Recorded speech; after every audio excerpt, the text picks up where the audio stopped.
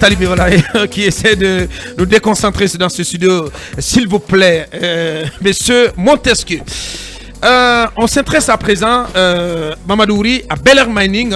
Je disais donc qu'il traverse une zone de turbulence depuis le chavirement d'une de ces barges et qui a donc qui contenait, a-t-on appris, 7000 tonnes de bauxite.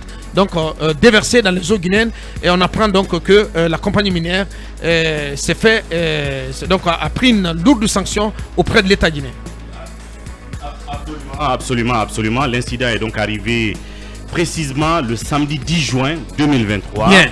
Une des barges donc de la société Bel Air Mining qui devait aller transborder de la bauxite dans le navire en haute mer, donc à chaviré, et déversant donc dans nos eaux une forte quantité de bauxite estimée à 7000 tonnes donc, de bauxite. Oula. Donc dans le jargon, ça s'appelle de la pollution marine. Et donc aussitôt, il y a eu des murmures. Et il y a une version qui dit, selon les informations qu'on nous remonte, que la société a voulu donc camoufler, dissimuler cet incident donc aux plus hautes autorités. Et il a fallu donc, si vous voulez, du bouche à oreille, les murmures des populations environnantes. Il a fallu même un article de Mosaïque Guinée qui a déclenché cette affaire. Évidemment. Donc ces murmures d'abord à la base, dans la localité. Donc le média Mosaïque Guinée va la prendre. Média prescripteur, il faut le dire. Va faire alors je vous répète, le média prescripteur. Bien sûr. Donc va faire un article là-dessus. Je pense que Cabinet et Mani sont d'accord avec moi. Et vous savez, et tout à l'honneur de Mohamed Bangoura. Fait un excellent boulot à ce niveau. Et le courrier de mise en demeure d'arrêt d'activité de Bel Air Mining que le ministère va prendre à travers son service spécialisé se fonde même sur l'article de Mosaïque.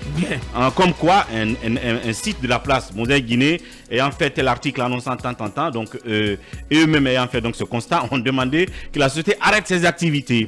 Et après il fallait donc faire une sorte de rapport circonstancié de la situation, l'envergure donc de la pollution, du dommage et donc de tout ce qui s'est passé. Et c'est suite à cela aujourd'hui que le ministère justement des mines, à travers son service d'évaluation des qualités et quantités donc que vous avez cité tout à l'heure, a donc si vous voulez sorti cette amende de 7 millions de dollars. Donc nous parlons pratiquement de près de 70 milliards. Donc disons plus de 60 milliards de francs guinéens donc d'amende. Et aujourd'hui, on appelle ça une amende record parce qu'en réalité, il y a eu des incidents comme cela par le passé, mais jamais on a encore atteint une sorte, ce genre d'amende pour l'effet de pollution, pollution marine.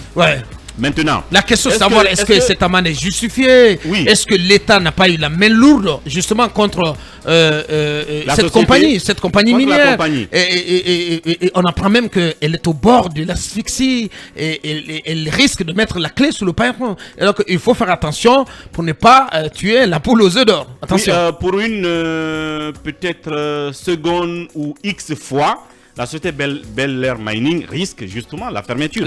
Parce que ce n'est pas une première. Vous vous rappelez que sous Alpha Condé, elle est passée par les mêmes difficultés parce qu'à un moment donné, elle s'est retrouvée avec un stock intéressant de bauxite qu'elle n'arrivait pas à vendre parce qu'elle vendait à des gens qui eux-mêmes, à un moment donné, je crois, en avaient plus, je crois les Chinois.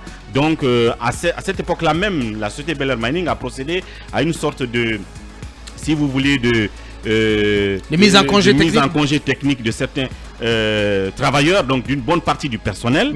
Puis après, on ne sait pas par quelle façon, elle a commencé donc à revenir sur le terrain. Là, elle était un peu sur une pente intéressante de reprise des activités. Et puis paf, il y a cet incident qui arrive. Et donc, elle est frappée aussi par cette amende assez élevée. Est-ce qu'elle a les capacités de faire face à cette amende aujourd'hui? Est-ce qu'on peut faire de l'arbitrage? Est-ce qu'elle compte contester cette amende? Nous n'en savons pas assez. Pour l'instant, j'ai écrit au directeur général de la société pour avoir des possibilités d'échanger avec lui. Malheureusement, il n'y a pas encore de retour, mais je continuerai la démarche pour avoir donc son retour. Et puis, vous avez parlé de la base même de cette amende.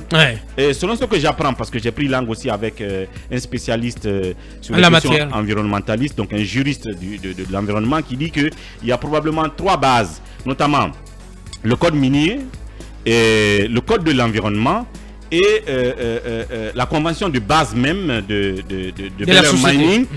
Ce sont ces bases en réalité qui peuvent permettre à l'État guinéen de sanctionner une telle situation de pollution marine. Parce que dans le code minier, il y a forcément des articles qui prévoient cela, et tout comme le code forestier. J'ai parlé du code de l'environnement. Le code de l'environnement. Et maintenant, l'autre question qu'on se pose maintenant, entre le ministère des Mines et le ministère de l'Environnement, face à une telle situation, qui en premier doit sanctionner? Le ministère des Mines. C'est très important. Le ministère des Mines constate le fait. Maintenant, en parlant d'environnement, directement, on pense au ministère de l'Environnement. Il y a une direction nationale de l'environnement. Sauf que je ne vois pas d'acte conjoint des deux ministères, et je ne vois pas non plus un acte unilatéral pris par le ministère de l'Environnement pour sanctionner. Est-ce que là-dessus, le ministre, à travers son service, s'y est mal pris?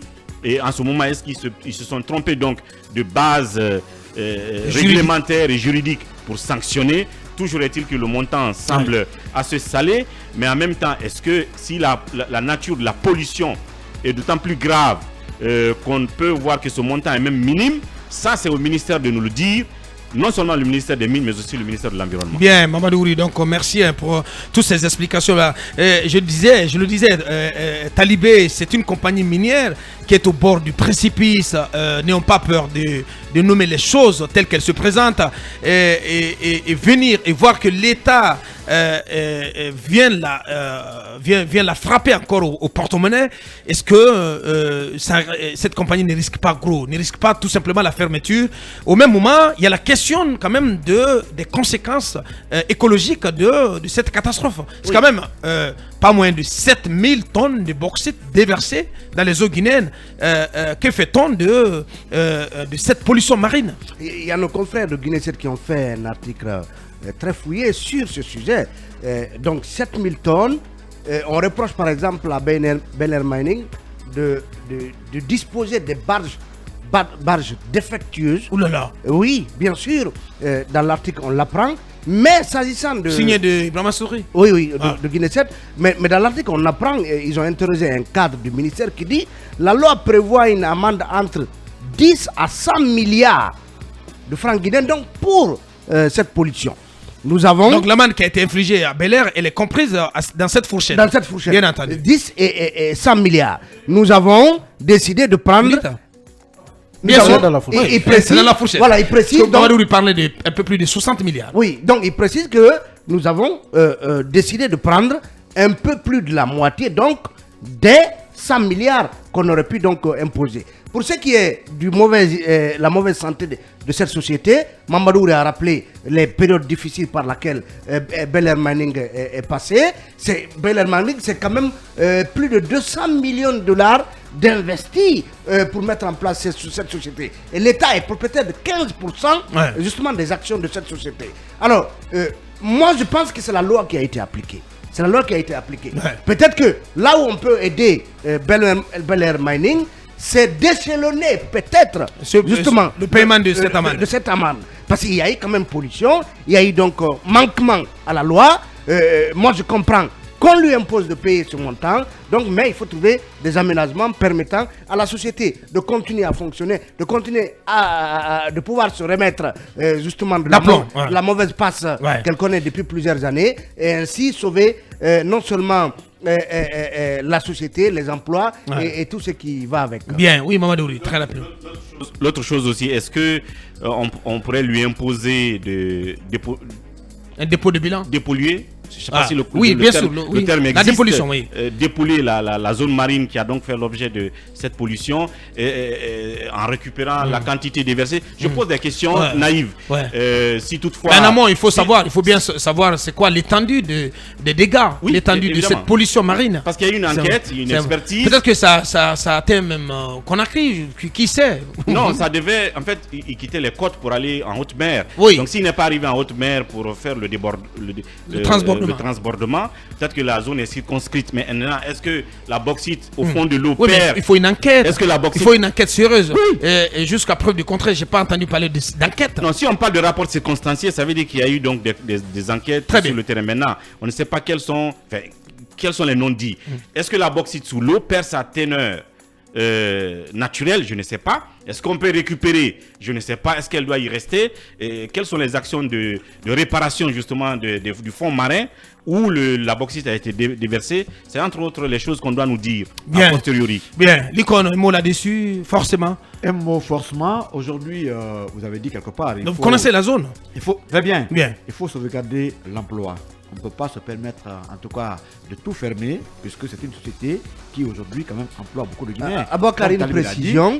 C'est l'article auquel je faisais allusion, c'est un article de Westaf Mining, mais avec la participation de Guinée 7. Très bien. Voilà. Oui. Donc, il faut trouver des mesures douces, forcer l'entreprise à payer, mais il ne faut pas que, en tout cas, cette paye puisse avoir pour conséquence la fermeture justement, voilà, de l'entreprise. C'est ce qu'on ne peut pas souhaiter, sincèrement. Mais aussi mettre en place des mesures rigoureuses pour éviter désormais que ce qui s'est passé revienne. Et surtout, ce que moi je n'ai pas aimé de cette histoire, c'est le fait que l'entreprise n'ait pas voulu communiquer. Il a fallu quand même des médias pour qu'on révèle au grand jour ce qui s'est passé. Désormais, cette catastrophe écologique.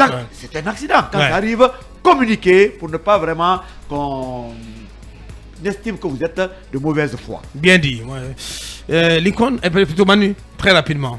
Je vais commencer rapidement par là où on parle déjà dans cet article terminé. pour encore montrer la situation de la société. Vous fatiguez un peu, Manu. Oui, Manu, c'est pour un peu agrémenter le sujet. On parle justement d'une société qui s'est retrouvée croulant sous des dettes estimées entre 50 et 70 millions de dollars.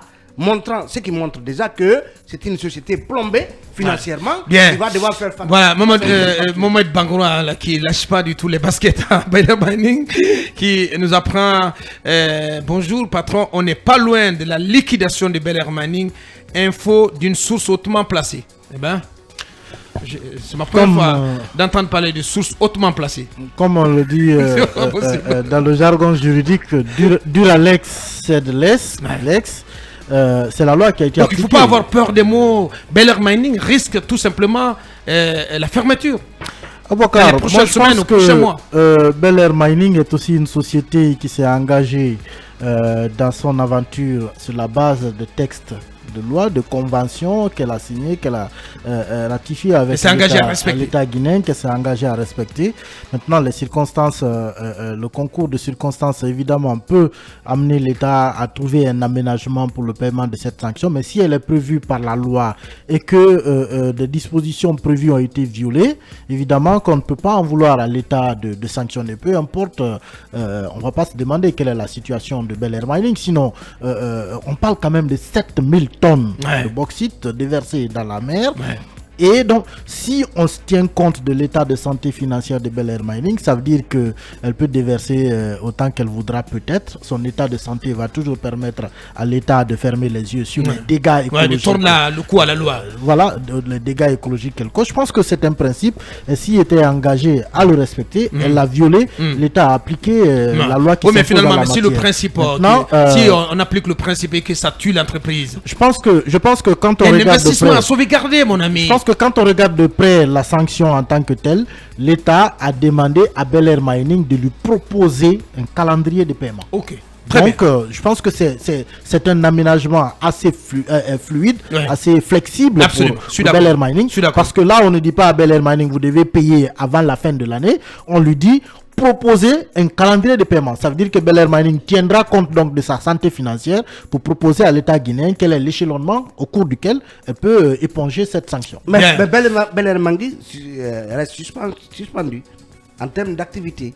La suspension n'est pas levée. La suspension n'est pas levée. Oh là là. Voilà. Dur, hein, ce qui arrive, ce qui frappe Beller Mining. Allez, on va aborder à présent la dernière ligne droite au compte de cette émission pour parler de l'ancien PM Kassor Fofana.